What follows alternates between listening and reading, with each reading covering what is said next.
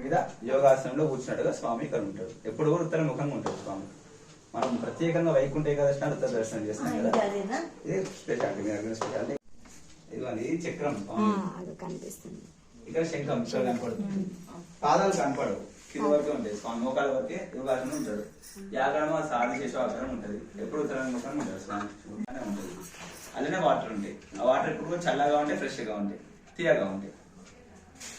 ఇక్కడ ప్రత్యేకత వచ్చేసి స్వామి ఎప్పుడు కూడా ఉత్తరముఖంగా దర్శనమిస్తారు. మనం ఎలాగైతే వైకుంఠ ఏకాదశి నాడు వైష్ణవ దేవాలయంలో ఉత్తర ద్వార దర్శనం చేసుకుంటామో, ఇక్కడ స్వామి ప్రతినిత్యం కూడా ఉత్తర ద్వార దర్శనమే భక్తులకి కలిగిస్తారు. కాబట్టి ఈ యొక్క దేవాలయం అంతా కూడా ప్రతినిత్యం కూడా వైకుంఠ దర్శనం చేసుకోవచ్చని భక్తులు బాగా విశ్వసిస్తారు. వైకుంఠ దర్శనం కూడా ప్రతిరోజు కూడా చేసుకోవచ్చు. అర్చకులుగా గోవర్ధనం రఘునాథాచార్య వాళ్ళు చేస్తారు. ప్రస్తుతం వారి కుమారుడైనటువంటి గోవర్ధన నవీన్ కుమార్ ఆచార్య వారు ప్రస్తుతం ప్రధాన అర్చకులుగా ఇక్కడ పనిచేస్తూ ఉన్నారు. అలాగే ఈ యొక్క ఫిబ్రవరి నెల 8వ తారీఖున ఆదివారము స్వాతి నక్షత్రం ఉంది. స్వామి స్వాతి నక్షత్రం రోజు ఉద్భవించారు కాబట్టి స్వామికి ప్రీతికరంగా సుదర్శన హవనం జరుగుతుంది. ఉదయం 8 గంటలకు అభిషేకం ఉంటుంది.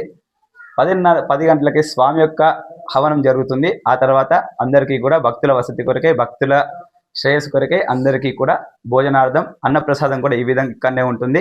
కావున భక్తులు ఎవరైనా సరే సుదర్శనంలో పాల్గొనే భక్తులు ఈ యొక్క దేవాలయానికి వచ్చేసి ఆ రోజున ఉదయం 1000 రూపాయల టికెట్ ఉంటుంది. దంపతియుక్తంగా వచ్చి పాల్గొనగలరు. అంతే, సుదర్శనంలో పాల్గొనడం ద్వారా మనకు ఎటువంటి శత్రు బాధలు ఉన్నా, రోగ రుణ బాధలు ఉన్నా కూడా తొలగిపోతాయి. అంత విశేషమైనటువంటిది సుదర్శన స్వామి.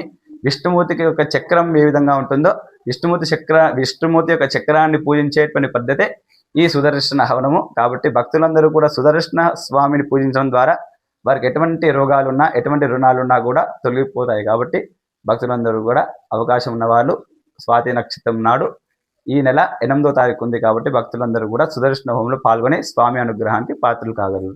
లక్ష్మీ నరసింహ భగవానుకి జై.